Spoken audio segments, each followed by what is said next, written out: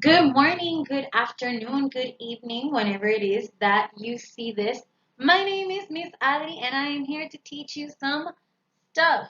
So the last time that we had one of these little classes, we talked about how to write a resume and how to plan out our lives after we graduate either high school or after we graduate from the university. So today we are actually going to talk about the interview.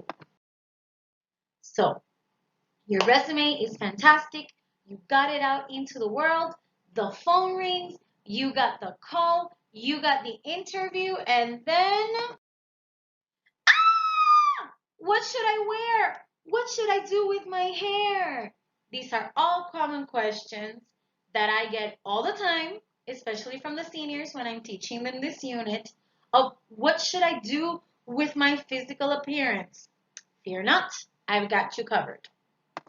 So before we talk about what we should wear, let's talk about what we should not wear. Never, ever, ever, ever show up to an interview wearing flip-flops, sandals, sneakers, dirty sneakers, or shoes, ridiculously high heels, or scuffed shoes.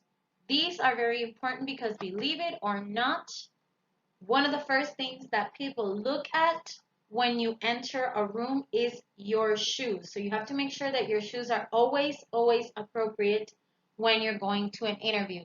No low cut blouses, no high cut slit skirts, no shirts with logos. You're not there to market a company, you're there to market yourself. No unflattering or wrinkled clothes because this comes out as that you are a person that does not care about his or her appearance, and no short pants or short skirts.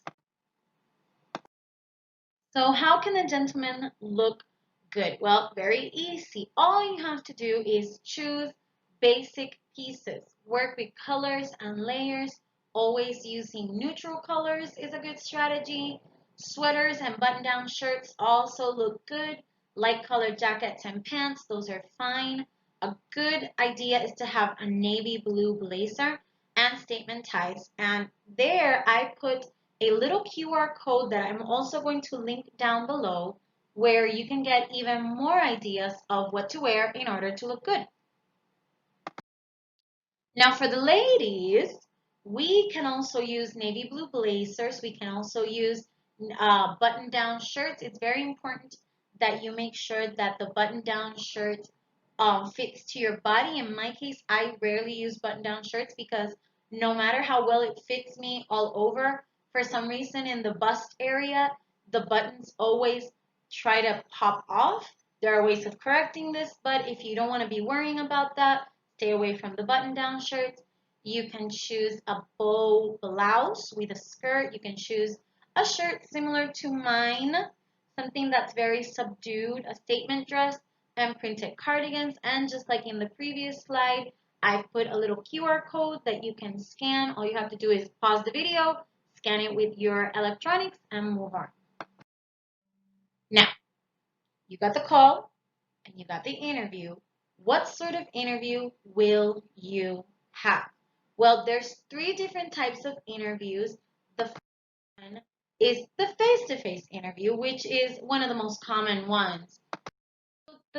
So the day of the interview, you have to make sure that you prepared your outfit the night before the interview, just in case it needs to be ironed. Make sure that you try it on because sometimes what we say, oh, I'm going to wear this, and then when you turn it, you try it on, you're like, ooh, I don't like this so much.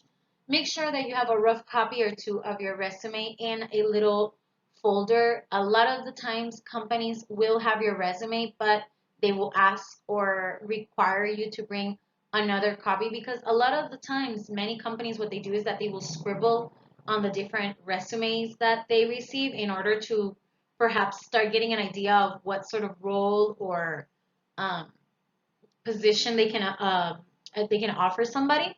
Make sure that you begin preparing yourself with ample time to get to the interview. I usually try to start getting ready about an hour, hour and a half before I have to be in an interview. That way I have time just in case I need to fix my makeup, make sure that my hair looks okay.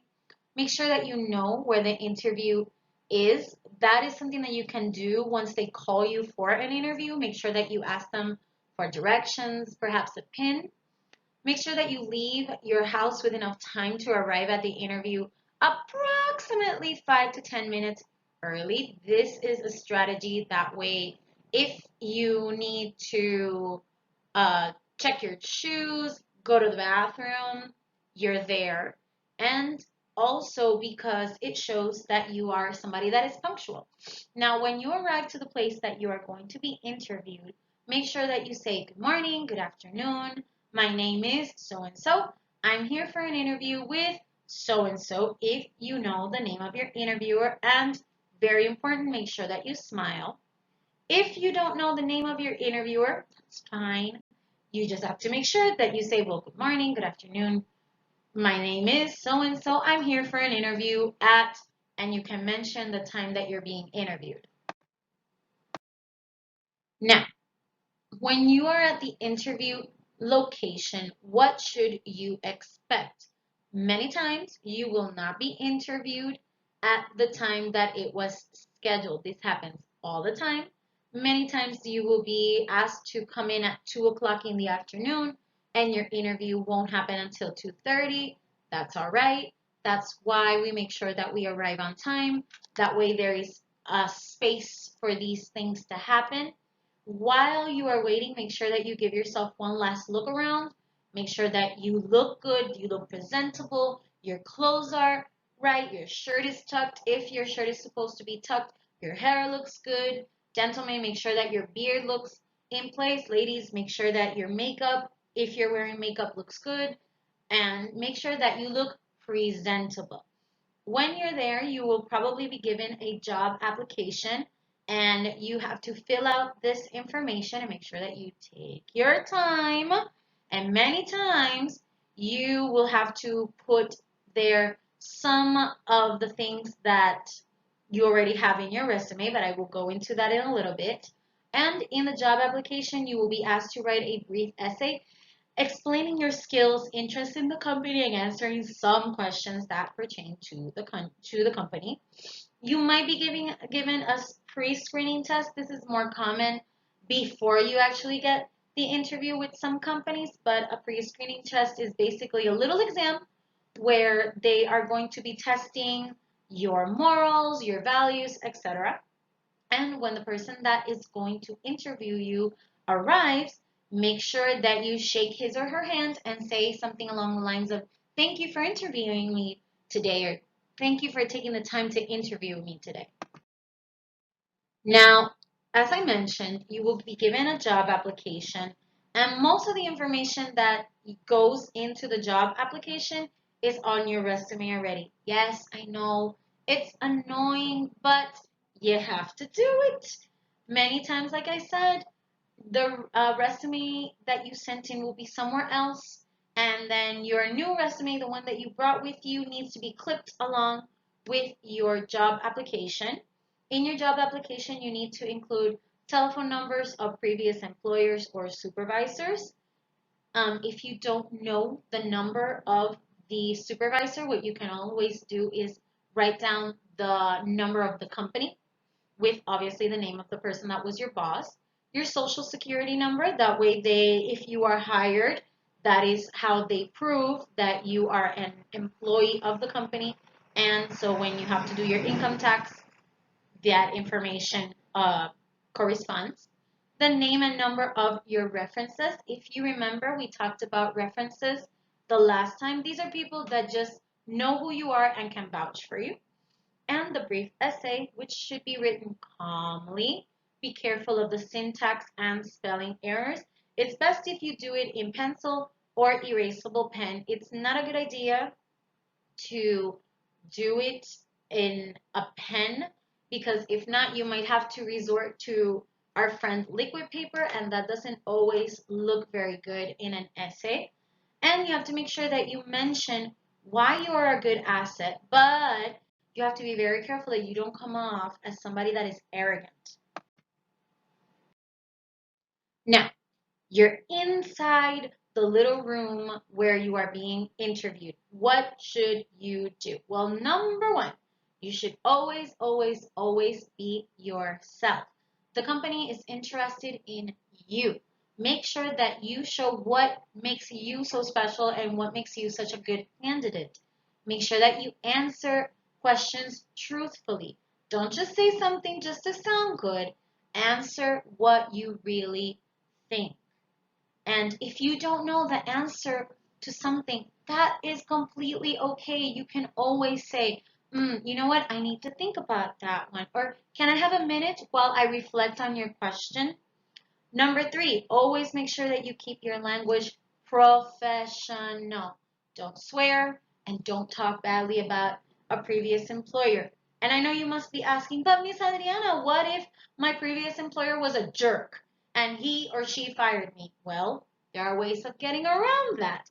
If somebody says, oh, why did you leave blah, blah, blah, blah, your previous job and you were fired or you had an altercation with your supervisor, you can always say, oh, we had problems in communication. I felt that management could have had better communication with me. You can also say, well, they were downsizing the company and I was one of the people that, well, lost my job. But never say that your employer was a jerk or any other type of language. And don't be afraid to ask questions. The interview, yes, the majority of the time they will be asking you questions, but you can always ask questions as well. If you don't know what to ask, you can always ask something like, what attracted you, referring to the interviewer, to work for this company? Or you can ask something like, can you walk me through a typical day at this company? Another good question is, what are some of the expectations that you have for all of your employees in the first 2 weeks, 3 weeks, 1 month, 2 months, 3 months, etc. Now, the interviewer just said, well, so and so, thank you for coming today. We will be contacting you with our decision. Now what? Very important. Thank the interviewer for his or her time one more time. Again, we need to come off as somebody that is polite. Get all of your things together. Say goodbye to the interviewer with a friendly handshake and smile. Smile will open so many doors. Think about what you did right. Think about what you didn't do so good and what you can do to improve this. This is something that happens and it's okay. Sometimes the first interview that you ever go to, it might not be the best interview. You might even bomb, but you know what? That's completely okay because life is a learning process. Maybe you didn't do so well in this interview. Maybe the next interview that you book, you will do fantastic. And the last thing is, hope that you actually get the job. Now, the phone interview. This is not as common nowadays as it used to be, but it still happens. It's very similar to the face-to-face interview. You need to be available within the time the interviewer will call you, so make sure that your phone is at 100% always. When you receive the call, you make sure that you answer with good morning, good afternoon, good evening. I mention evening because sometimes these interviews can actually take place at night. It's similar to the face-to-face. Be yourself, answer truthfully, keep the language professional, and don't be afraid to ask questions. But the best thing about this type of interview is that you can do it in your PJs. Now, the last type of interview that's becoming more prevalent nowadays in the digital era is the Skype or digital interview. This means that you will receive either a link to join into a Zoom conference or a Google Meets conference, etc., or Skype. Many companies are doing this because they are not just recruiting locally, they are recruiting internationally. And you have to make sure that for this type of interview, you are at your house and it is comfortable, but you have to dress professional from the waist up. Right now, you can't see my waist. You can only see from here up, which is the idea. You need to look professional from where they see you. Also, you need to make sure that you are available within the time that the interviewer will call you or will set up the meeting. Once you enter the meeting or you receive that call, Again, make sure that you answer with good morning, good afternoon, good evening, and it works very similar to the other types of interview. Be yourself, be truthful, be professional, and don't be afraid to ask questions. Now, do you have any questions? If you do, make sure that you leave them in the bottom of the comments. But before we go, I am going to show you an example of what a job application actually looks like. So as I was saying, here we have what a typical job application might look like. Here you would put your name, phone number, email, address 1 and 2. This is just basically if you have a long address, you would split it into 2. Your city, state, zip code, the availability that you actually have. Are you looking for part-time work? Are you looking for a full-time job? Are you open to only working seasonally? The days that you are available to work, the different shifts that you're available to work. Graveyard shift means that you would work overnight. The different languages that you speak, whether you're a native speaker, you're advanced, medium, etc. Some other applications might actually, if you see where I put my mouse, include an option for other languages. I had a student that she spoke a little bit of Swedish and another student that spoke basic Italian. You never know if, that third, fourth language that might come in handy. Going down. Here we have the different employment history that you might have. You need to put the name of your employer or the name of the company. The address doesn't need to be the actual physical address, with you putting perhaps the state or the country where it happens. It pretty much is enough. You would detail the different positions that you held, your duties, your skills, etc. Who was your supervisor? When did you start? A method of contacting them, so you should know the number of the company, when you left and why you left. Excuse me. Next, we have the different references. Remember that references are people that can vouch for you and say why you're a good employee. And the last part of the job application is the essay. Now, remember that all essays can be different in the different companies that you might interview for, but many of them are basically the same concept.